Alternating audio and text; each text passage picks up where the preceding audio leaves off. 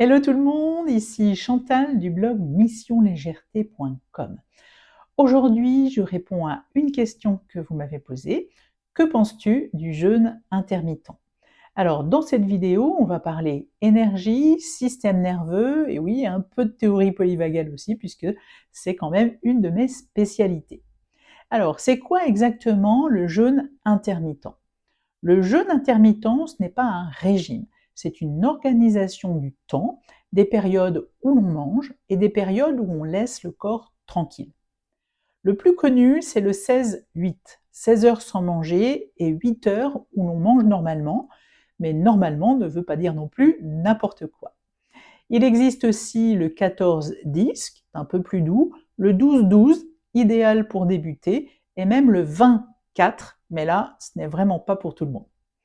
L'idée derrière tout ça, c'est laisser au système digestif le temps de se reposer et de permettre au corps de mobiliser ses réserves plutôt que d'être en digestion permanente. Donc concrètement, comment on le met en place? Donc moi je donne une méthode simple que je recommande souvent aux personnes que j'accompagne. Une première étape, on observe tout d'abord son rythme naturel.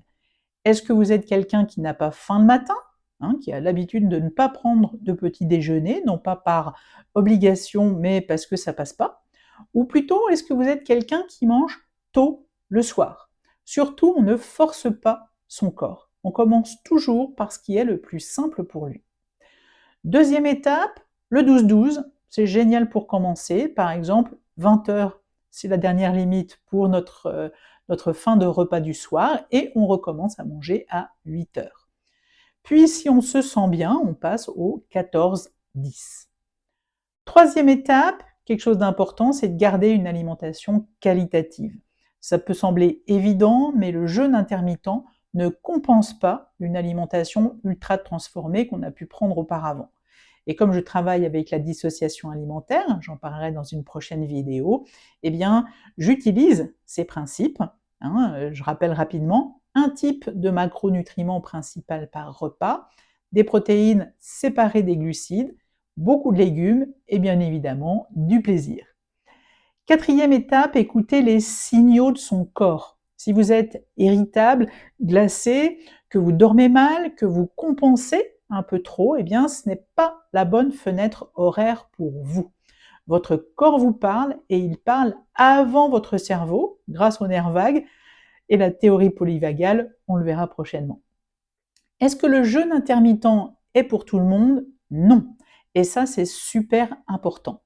Ce n'est pas ou peu recommandé pour les personnes hyper stressées, déjà en mode survie, parce que le système nerveux est déjà en difficulté et en insécurité. La plupart du temps, par exemple, en état sympathique dominant. Les personnes qui ont un passé de troubles alimentaires également ne doivent pas faire ce genre de jeûne. Les femmes ayant des cycles très irréguliers, puisque là on va avoir des troubles de l'appétit, une perturbation en tout cas au niveau de la satiété également. Les gens qui ont une fatigue extrême ou une hypothyroïdie mal stabilisée, là encore, il y a des perturbations de l'appétit et donc le jeûne intermittent n'est pas recommandé. Également les adolescents, les femmes enceintes ou les femmes qui allaitent, ça paraît évident mais c'est bon de le rappeler. Les personnes également ayant un traitement médical qui nécessite des repas réguliers à heure fixe. Alors pourquoi ce n'est pas recommandé chez certaines personnes? Parce que le jeûne est lui-même un stress physiologique. Un stress positif quand tout va bien, mais un stress de trop quand notre système nerveux est déjà en surcharge. Et là, la théorie polyvagale nous éclaire merveilleusement bien. Si votre système nerveux ne se sent pas en sécurité, eh bien, il n'aime pas du tout qu'on coupe l'apport alimentaire. Un repas est pour lui une zone de sécurité. Quels sont les bénéfices du jeûne intermittent?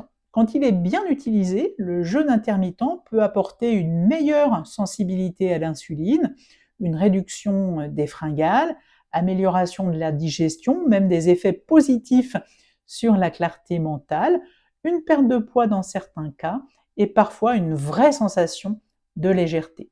Pour beaucoup de personnes, ça redonne un rythme au métabolisme et ça remet du calme dans la physiologie.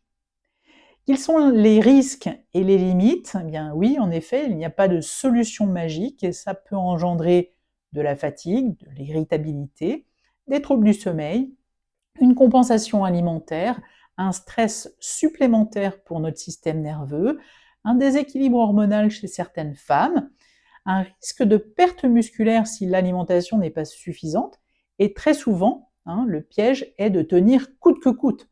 Non, le jeûne intermittent doit être un outil, pas une contrainte punitive qui amène de la frustration et de l'insécurité à votre système nerveux. Je vais vous donner mon avis de médecin nutritionniste. Le jeûne intermittent, pour moi, c'est un outil intéressant, simple, flexible, efficace pour certaines personnes, mais ce n'est pas une solution universelle. Et surtout, l'objectif n'est pas de manger moins, mais de manger mieux et de laisser au corps une période de repos. Là où mon approche se distingue, ce sont les outils que j'y associe.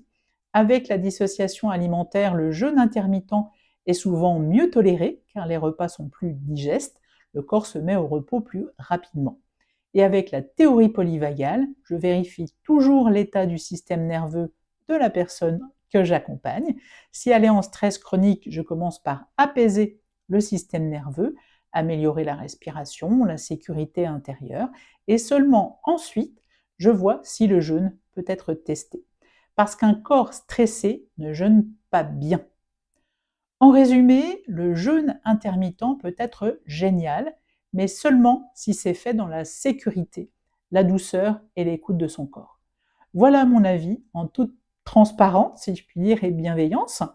En conclusion, si vous envisagez le jeûne intermittent, observez comment vous vous sentez, commencez progressivement et surtout écoutez votre système nerveux qui est là pour vous guider.